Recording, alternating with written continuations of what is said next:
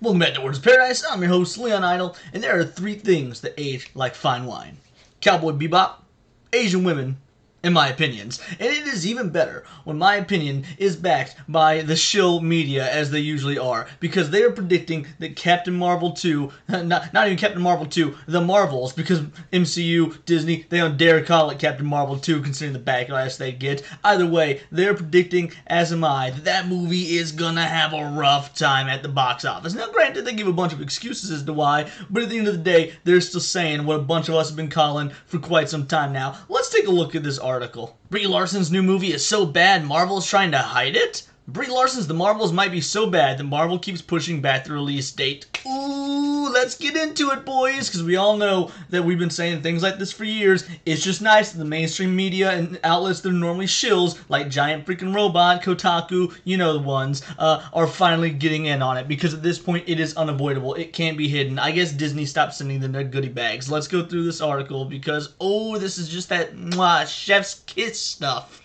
We've all seen our fair share of supply chain and scheduling issues over the past few years, so it's really nothing new at this point. As more information surfaces, however, we're hearing a different story about the MCU's delayed release of The Marvels starring Brie Larson. The issue is twofold. MCU fans are experiencing Marvel fatigue, and rumor has it that The Marvels received poor feedback. Well, look, it's not just Marvel fatigue, it's superhero fatigue, and more than anything, just general bad writing and not caring about your audience and pushing very divisive politics and agendas into your movies fatigue. But yeah, there's probably a general amount of just superhero fatigue as well. And as for poor feedback, I mean, how can that be? That makes no sense. I mean, I thought that audiences loved forced diversity and agendas and women in power and strong female role models and whatnot. Hasn't that made so much money in the past? Isn't that why Hollywood's been doing it over and over since 2014 to 2016? I mean, I am shocked. This film has the holy trifecta. It has a strong, diverse cast, an all-female main trio, and it's the MCU. Isn't that what people love and shell out the big bucks for? I am shocked at the poor feedback.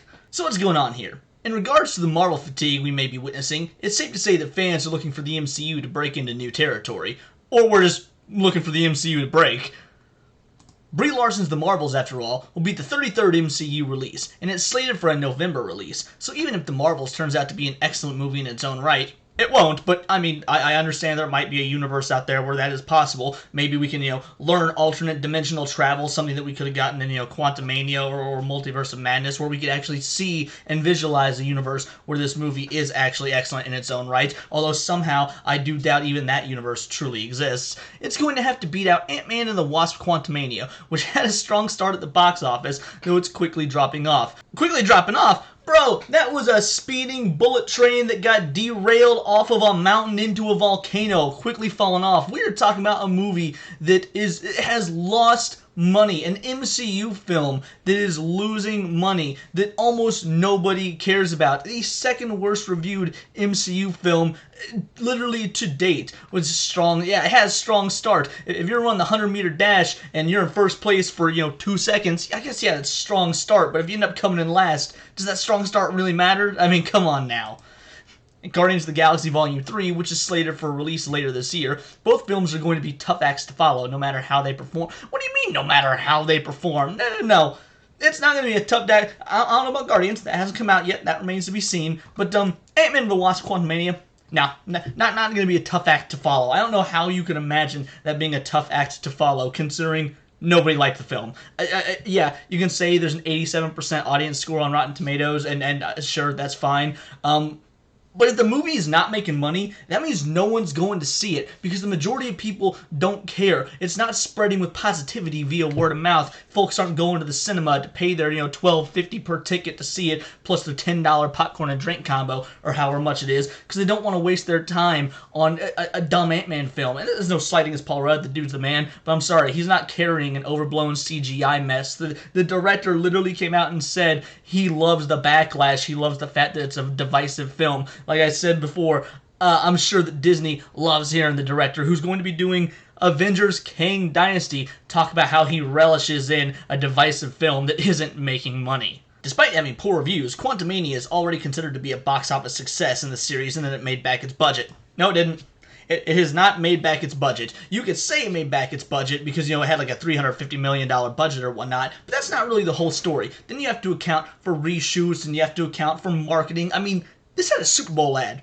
That's pretty expensive. This thing's budget was not $350 million. This thing's budget was more like $700-ish million. Let's take a look and see how much Ant-Man and the Wasp: Quantumania has made worldwide to see if it truly made back its budget. Because budget is not just production budget.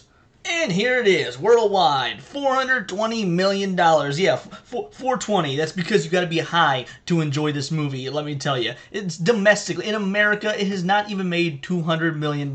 Man, there was a time when an MCU film would come out and folks would flock to the theaters and they would see it and then they would see it again and these movies would just break the bank. Now it is only breaking people's hearts. I mean, yeah, $420 million. That's it. It's gonna need, again, around like $700 million to break even. This is not a success, guys. But revenue has slowed down since its release, giving the film a total tally of, okay, $419.5 million. I guess I could just kept reading, but whatever. My version was better. I get the accurate number, 420 million, because again, I got to throw in that excellent ayahuasca joke. With Guardians of the Galaxy Volume 3 being the first installment of the franchise since 2017, fans are beyond excited to see the next chapter play out on the big screen. But if Marvel is truly entering into its flop era, then this could be trouble for Brie Larson and co, because too much of a good thing still wears people out over time. Bro, we have not gotten a good thing, I would argue, since Avengers Infinity War. Because let's be honest, Endgame isn't that good. It's got a really cool, fun final act and maybe a pretty cool, fun beginning, but as a whole package, not even that good of a movie. And I know a lot of you are going to say Spider-Man Far From Home or No Way Home, you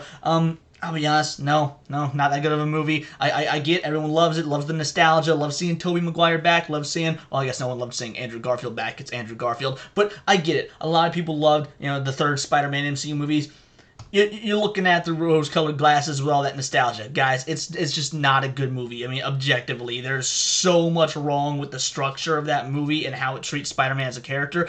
The point is, this is supposed to be about ragging on Brie Larson and the Marvels, not Spider-Man. So I'm going to hop off that soapbox right there. Point is, there is no too much of a good thing wearing people out over time. People have been worn out for quite a while, and you haven't even been giving us good things to wear out over. Now here's the clincher. Even if The Marvels turns out to be exceptionally good, things aren't looking great for Captain Marvel, Brie Larson. They're saying it. They're just coming right out and saying it. Even if it's good, things aren't looking good for Captain Marvel.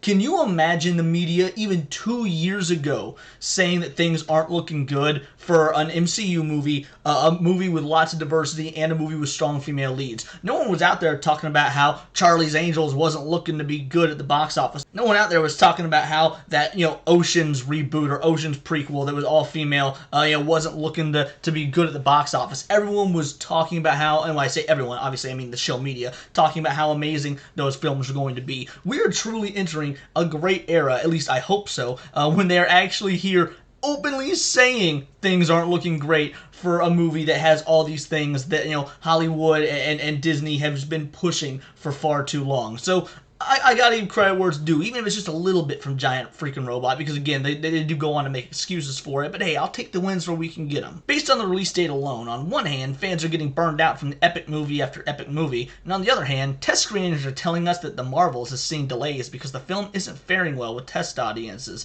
namely the third act, which has to be reshot and reshot and reshot. Tell me the last Marvel movie that didn't have reshoots. I don't know I don't know. I really don't. What was the last Marvel movie that didn't have reshoots? Because that adds an exorbitant amount to the budget. It genuinely makes me think they have no plan, they have no idea. They are full-on sequel trilogying this stuff because they don't know what fans want. Or if they do know, they don't care because they think that what they're doing is better. They're gonna make you like it, folks. Matters are always complicated when a reshoot is needed because there are, of course, scheduling conflicts that come along with getting cast and crew back into production after they already thought the film was a wrap. Well, anyone in Hollywood watching this, I know, Ben Affleck, you're sitting there and you're like, I want to watch this little 500 subscriber YouTube channel because I don't know what it is. I love watching little YouTubers. Trust me, Ben Affleck, you and anyone else in your crew that likes to do superhero films, you gotta hear this. Just expect reshoots at this point. You probably should go into any big budget film like this just expecting to be called back 3 or 4 months. So don't sit there and don't booze it up after the movie's done. Don't get yourself that extra, 20 pounds of beer gut because you're celebrating that you don't have to be in shape for a superhero movie anymore. Put down your quarter pounder with cheese, add in extra pickles because you just love the vinegar. You're gonna have to go back for reshoots. Give it 3 to 6 months, and then if there are no reshoots, or inevitably when there are and you finish them, then go back and have your McDouble or your quarter pounders or whatever you're going to have. And even then, maybe still hold off for 3 months just in case there's reshoots because people still don't like the product they have after that. I'm just saying it's probably a good bet and it's going to save you a lot of time in the gym. Let's hope that fixing the film up will help Brie Larson, Iman Vellani, Teo Paris, and director Nia DaCosta change course in their plan to fix the Marvels. While a fall from grace could be possible, let's not forget that Captain Marvel grossed over $1.1 billion just 4 years ago. I don't think I need to explain why this is such an absurd statement. I can give you just a handful of reasons as to why that might be the case. For one, a much better economy, no recession. Also, there was that weird thing that affected the entire nation, causing it to lock down. Oh, what was that? That's right, the pandemic. I don't think you can really compare the movie scene from 4 years ago to that of today. It's just not the same landscape. And also, yeah, it grossed $1.1 billion because it was right before Endgame. Marvel pretty much said, yo, if you don't go see this movie, you're not going to understand a thing about Avengers Endgame. I mean, that's what it boiled down to, is they made you go see this. Also, the MCU was in a very, very healthy point at the time. So even though this movie made a bunch of money, and there are a bunch of neckbeards on the internet talking about how trash it was, yeah, it was gonna make money just because of where it was in the slated in their release schedule, and because they were telling you you've got to see this. It's that simple. No one's out there talking about how you have to go see the Marvels to understand the upcoming MCU Kang Dynasty film or any upcoming projects.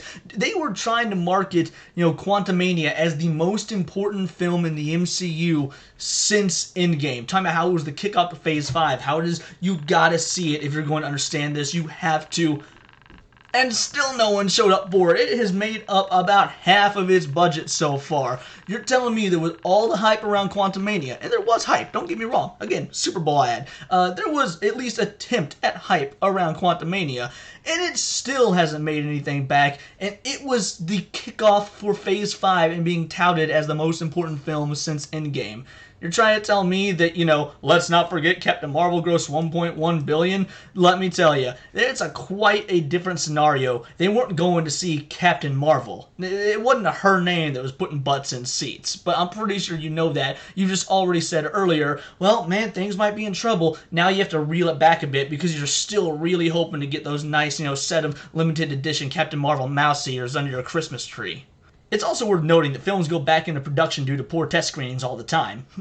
I mean, MCU films do and Disney films do. Yeah, absolutely, that is absolutely a common thing that happens. And if the MCU is receptive to critical feedback, there's still hope that the Marvels hits it out of the park. But for now, we're doubtful. If the MCU is receptive to critical feedback, well, they haven't been thus far, so I don't see any reason they would start now. But that's just my opinion on the matter. I mean, what do I know? It's only me. I'm only the most intelligent person on the face of the planet. I am MODOK. I am Brainiac. I am the villain that you want me to be. No, obviously, I'm joking. Who knows if the movie's going to do bad? No one knows if it's going to do good, bad, but we can probably make some assumptions as to what it's going to do. Well, not very good. If Ant-Man and Quantumania is anything to go off of, this probably isn't going to do all that hot. But I've been wrong before, I could be wrong, and I know I'm coming off as incredibly bitter in this video, but man, I am so tired of superhero and cape stuff. Not just the MCU, superhero stuff in general. I'm tired, I'm done, I'm over it. Hugh Jackman's my favorite actor of all time, and I don't give a damn about Deadpool 3. What does that tell you about the state we're in when it comes to comic book films? Someone who loves Deadpool and who loves Hugh Jackman doesn't care about Deadpool 3 with the return of the Hugh Jacked man as Wolverine. Even then, yeah, I'm probably going to go see it, but I don't care too much. So, yeah, I'm being a little bit cynical and dismissive and a bit more aggressive than I normally would be, because this stuff needs to stop, and let's move back to a point in time where we could have real cinema. But that being said, that could be a different opinion of yours in the comments. This is why you should let me know in those comments, or you can let me know on Twitter, where you can find me at BoltTheWord. And you should absolutely subscribe to the channel. I did just pass the 500 subscriber mark, which is a massive deal for me. Thank you so much. I couldn't, I don't know how to thank you enough. We just got to keep riding that train. 500, that is massive for someone like me that just started doing this, 3 months ago. I appreciate it. So please do subscribe if you're seeing this. I am a nerdy news channel. I cover nerdy news almost every day, whether it be the MCU and Disney, whether it be Magic the Gathering, Dungeons and Dragons, anime, you name it. It's all here in the nerdosphere, because remember, this has been Words of Paradise.